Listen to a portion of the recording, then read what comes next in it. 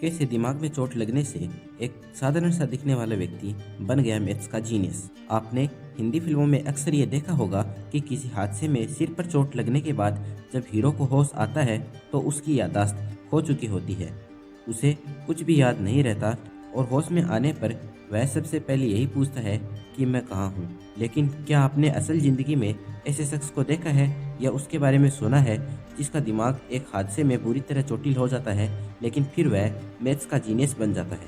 क्या है पूरा किस्सा, चलिए जानते हैं इस वीडियो में। ये बात है 13 सितंबर 2002 की, जब अमेरिका के वॉशिंगटन में रहने वाले जेसन की ज़िंदगी उस वक्त पूरी तरह बदल गई जब उनके घर के पास लूटपाट हो गई।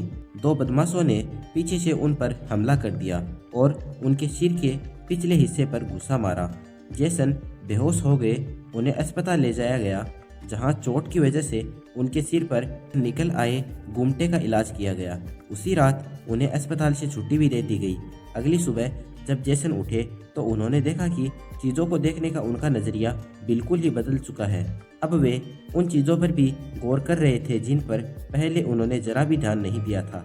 उन्होंने बाथरूम में नल खोला और देखा कि पानी की धार तेज थी और ज़मीन पर गिरने के बाद वह ऊपर की ओर लौट रही थी। जेसन कहते हैं कि पहले तो मैं भौचक्का हो गया, मुझे खुद की फिक्र होने लगी, लेकिन वह नज़ारा इतना खूबसूरत था कि मैं उसे देखता ही रहा। और अब कीटाणुओं को लेकर जेसन कुछ ज़्यादा ही सजग हो गए थे। वे तब तक हाथ धोते रहते जब तक कि उनके हाथ लाल ना हो जाए, और यही नहीं, अगर उनकी बेटी हाथ ना धोती तो वह उसे गले भी नहीं लगाते थे। जेसन को लगने लगा कि वह सनकी हो गए हैं, लेकिन वे एक दिन 70s में विशेषज्ञ डॉक्टर डेरोल्ड ट्रेफर्ड से मिले, जिन्होंने उन्हें बताया कि उन्हें सेवेंट सिंड्रोम है।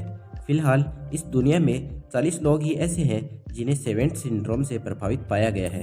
ये सभी लोग ब्रेन इंजरी के बाद काफ़ी ज़्यादा स्मार्ट और तेज बन गए। तो ये था जेसन का बड़ा ही अजीब सा किस्सा। बाकी कमेंट करके आप बताइए कि क्या आपके साथ कभी बदमाशों ने मारपीट की है। Thanks for watching. कर दो यार, तुम्हारे पैसे थोड़ी ना कट रहे, कर दो।